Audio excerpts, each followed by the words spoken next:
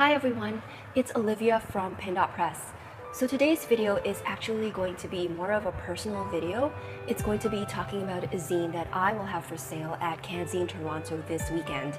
So CanZine Toronto is actually one of the largest, if not the largest, zine fair in Toronto. And if you don't know what a zine is basically a self-published piece of work, and it can be about anything you want it to be. It can be about comics, poetry, essays, illustrations. It can be fancy, it can be handmade and hand-bound. I bought ones that were totally hand screen printed. Or it can just be as simple as a folded photocopied piece of paper. So before I get to my zine, there is one housekeeping item I'd like to talk about, and that is that I will be putting out a couple more Riso tutorials in the following months. So the past couple of weeks has been a very busy printing time for Pindot Press.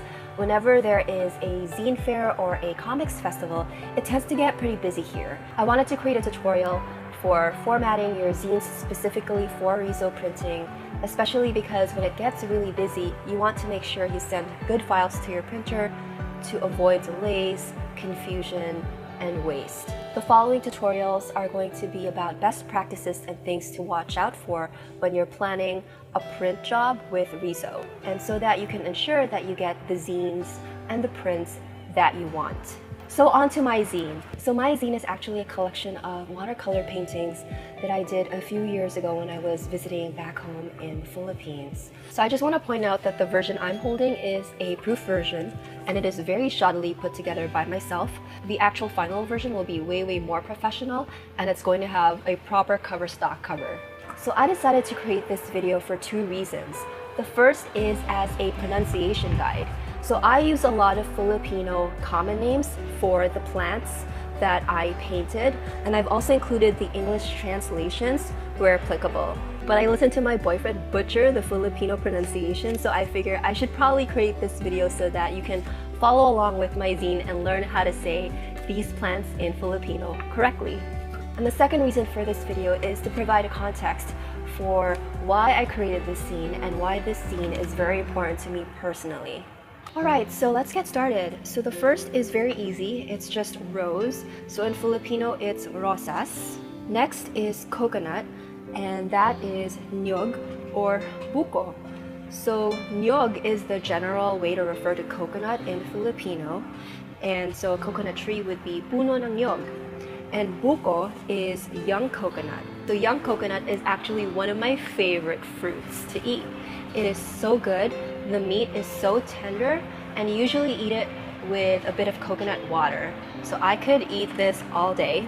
Next is gumamela or hibiscus. So the cover of my zine is actually an unfinished watercolor painting of a yellow gumamela. And I was actually never gonna use this painting in my zine, but as I was going through possible images to put on the cover, I saw this unfinished piece, and I really loved it despite it being unfinished, because it shows a lot of really nice watercolor textures. Next is saging or banana. I know it looks like it's spelled as saging, but it's sagging. So Filipino is actually spelled the way it's pronounced. Next is balimbing or starfruit.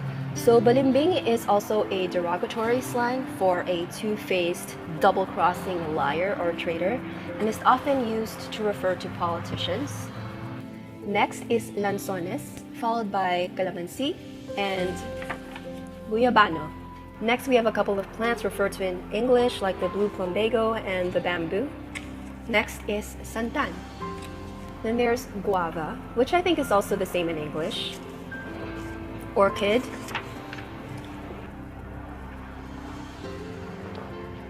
And mango is actually manga.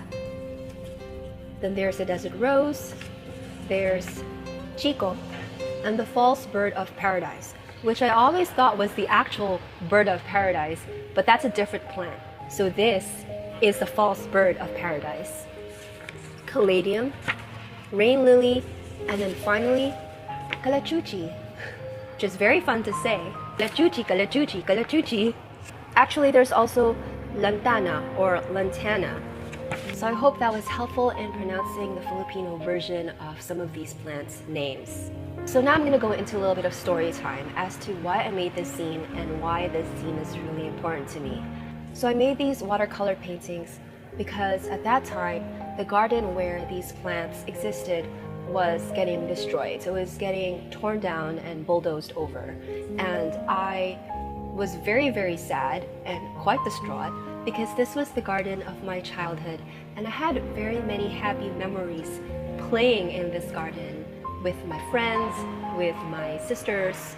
It was very hard for me to come to terms with the fact that this garden that was a part of my home that I thought I could return to after going off into the world, that this garden actually never really belonged to me and that these decisions were totally out of my hands.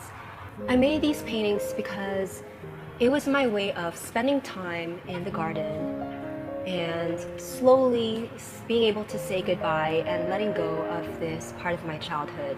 I thought that painting these plants would not only allow me to learn more about them through careful observation, but would also allow me to preserve them and to have something to remember them by.